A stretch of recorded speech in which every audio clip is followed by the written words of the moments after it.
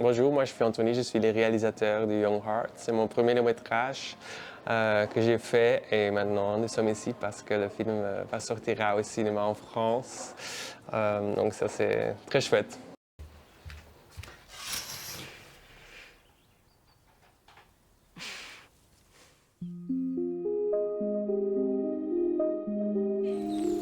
Het je ouders verliefd geweest? Ja. Ja, dat is het leukste gevoel ooit, hè? Ça parle de Elias qui est un garçon de 14 ans et il rencontre son nouveau voisin Alexandre et après un romance commence. Donc c'est vraiment un film pour les jeunes pour dire l'amour c'est quelque chose d'universel et tu dois toujours suivre ton cœur. Et dans votre court-métrage de fin d'études, Kiss Me Softly, vous explorez une histoire qui semble assez proche de Young Earth. Est-ce qu'il y a une forme d'adaptation de ce récit? Est-ce que c'est un récit qui semble vous suivre un peu? Ouais, bien sûr, donc j'ai déjà fait un court-métrage qui parle un peu de le même sujet. Mais dans le cours, le père n'était pas vraiment comme dans Young Hearts. Donc après 12-13 ans, je voulais vraiment avoir un film qui était juste positif, comme un film de Disney que j'ai vu quand j'étais petit. J'ai vu beaucoup de films du Disney et je voulais vraiment avoir un exemple qui dit de juste être toi-même. Et justement, c'est aussi un peu la différence parce que le film rappelle un peu Close, on a dû souvent vous faire la remarque, mais c'est aussi parce qu'il y a aussi peu de films qui parlent d'homosexualité dans l'enfance. Et pourquoi avoir choisi de représenter cet âge plutôt que par exemple plutôt des adultes, Ouais. des adolescents Donc pour moi, c'était vraiment important de trouver un âge qui était encore innocent parce que je pense les autres films qui sont aussi très très importants, ils parlent toujours des jeunes qui sont déjà sexuels, prêts pour ça. Donc pour moi, c'était important d'avoir un film que tu peux aussi montrer à des jeunes, vraiment des enfants aussi.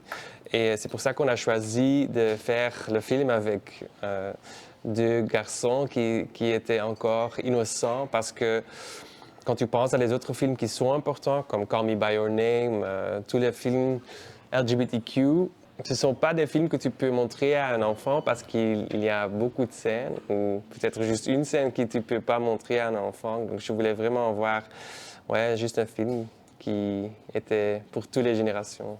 Et donc on fait souvent la comparaison avec Close. Est-ce que la comparaison elle est peut-être un peu trop récurrente ou vous la trouvez tout à fait justifiée et au final c'est deux films un peu en miroir? Non, c'est normal que beaucoup de gens ils se comparent avec Close. Close, c'est de Lucas Dont, c'est mon meilleur ami, donc on était ensemble à l'école du cinéma. Close, c'est incroyable, je pense. C'était Oscar nominé. Après Close, c'est pas vraiment un film que tu peux montrer à des enfants parce qu'il y a beaucoup de drama. Donc moi, je voulais vraiment faire l'antidote de Close. Donc on a vraiment cherché la manière comment on va le faire et je voulais vraiment avoir un film vraiment pour des jeunes. Donc Lucas m'a aussi aidé avec le scénario. Mais je savais toujours que c'était le même âge, donc c'est pour ça que beaucoup de gens ils font la comparaison. Et est-ce que cette réécriture un peu du film, donc du court-métrage que vous aviez fait, est-ce que ça a été aussi un peu un antidote pour vous? Est-ce qu'il y a des similarités par rapport à votre histoire du coup personnelle? Pour moi, c'était pas évident pour dire à mes parents, mais aussi mes amis que j'aimais des garçons. Parce que j'avais peur qu'il va penser peut-être que ma vie va être plus difficile que mon frère, par exemple. Et je voulais juste être normal. Et c'est pour ça que j'ai fait pas la vérité que j'avais quand j'étais jeune, mais c'était vraiment une utopie, comment je voulais que ma jeunesse était. Mais même c'était un peu aussi le miroir pour montrer à mes parents ou les parents en général que ça, c'est aussi une manière, tu sais. Je reçois beaucoup de jeunes qui me disent merci pour le film, mais beaucoup de parents me disent aussi, après le film, ils regrettent la manière qu'ils ont réagi. Ouais, et ce qui est intéressant, oui, c'est aussi la réaction de la mère qui est au final assez, on va dire, normale. Elle en fait pas tout un truc énorme, mais c'est vrai que ça fait du bien aussi à voir. Ouais. Donc, est-ce que vous pensez qu'il y a un besoin dans le cinéma d'avoir des histoires heureuses Ouais. des jeunes queers? Je pense vraiment qu'on a besoin de films avec un bonheur et qui sont jolis et heureux. Et voilà, c'était pas toujours mon intention de faire des films pour des jeunes qui sont comme ça. Mais maintenant, parce que j'ai fait un film comme ça, après je vois les réactions de tout le monde et ça me donne beaucoup de chaleur. Et je pense peut-être après le Covid, on était tous seuls pour un long temps. Tous les films avec beaucoup de drama, ils sont là, ils sont incroyables, ils sont importants. Mais maintenant, je vois qu'on a aussi besoin de films comme un vrai Disney. Ouais. Ouais. Et du coup, c'est un peu la direction dans laquelle vous souhaitez continuer. Je pense, je suis pas sûr qu'est-ce que je vais faire après Young Hearts. Bien sûr, ça va être un peu le même thème parce que c'est important d'avoir du représentation, je pense, dans des films pour dire à tout le monde, nous sommes ici, nous sommes le même, nous sommes normaux. Mais oui, je pense que je vais faire un autre film avec beaucoup de bonheur parce que ça me donne aussi beaucoup de bonheur. Donc ça, c'est cool pour travailler dans un environnement comme ça.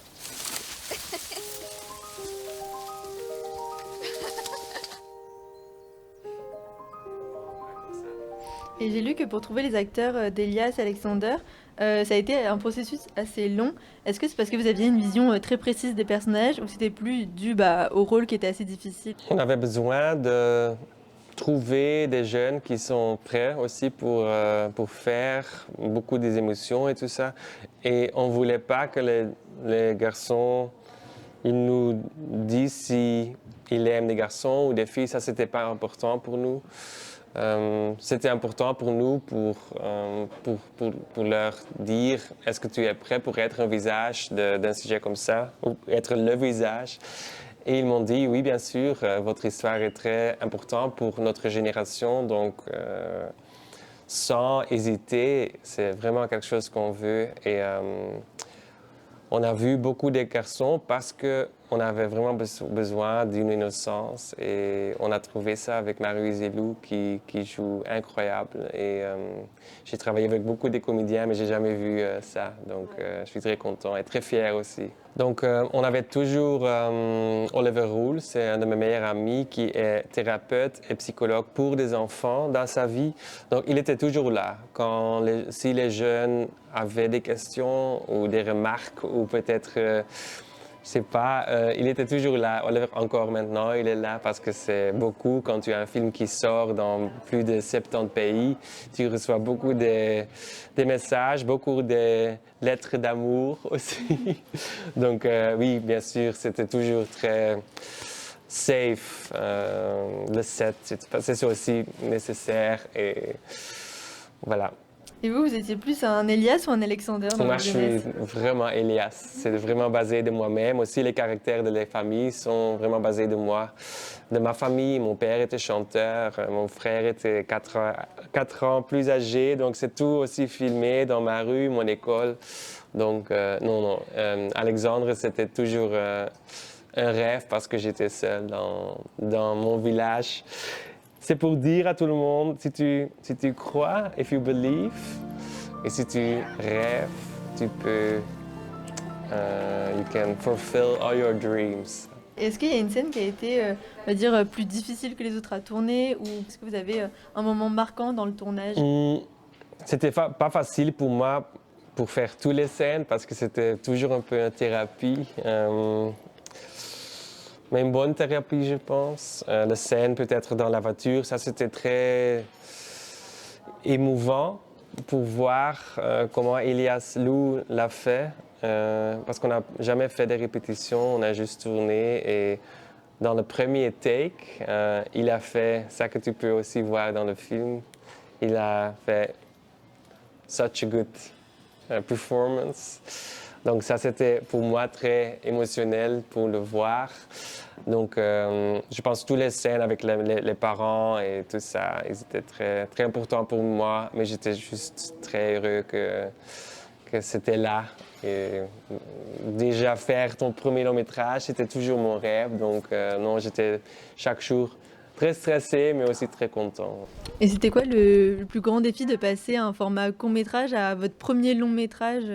J'ai déjà fait 6 courts-métrages. Après, j'ai fait 4 séries. Donc, ça te prépare, je pense. Je pense après l'université, j'étais pas prêt pour mon long-métrage déjà. Donc, j'avais vraiment besoin de chercher qui je voulais travailler avec.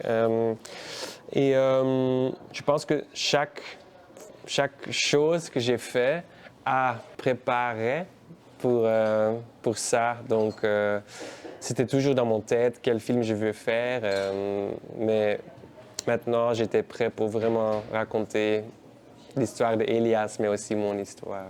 Et quel sentiment représente le mieux le film? Je ne recherche pas forcément un mot, ça peut être une Ah, image. ouais. Qu'est-ce qui représente le mieux le film? Hier, quelqu'un m'a demandé quelles sont les 3 émotions que tu penses sont importantes pour le film, et j'ai dit l'amour, bien sûr, l'amitié aussi, et la liberté. Donc je pense que ça, c'est vraiment mon film. Ouais. Quand tu es jeune, tu dois vraiment trouver ton cœur, je pense, ta voix, parce que quand tu es dans ton tête trop, c'est très difficile. Donc j'espère que ça va ouvrir la porte de communication.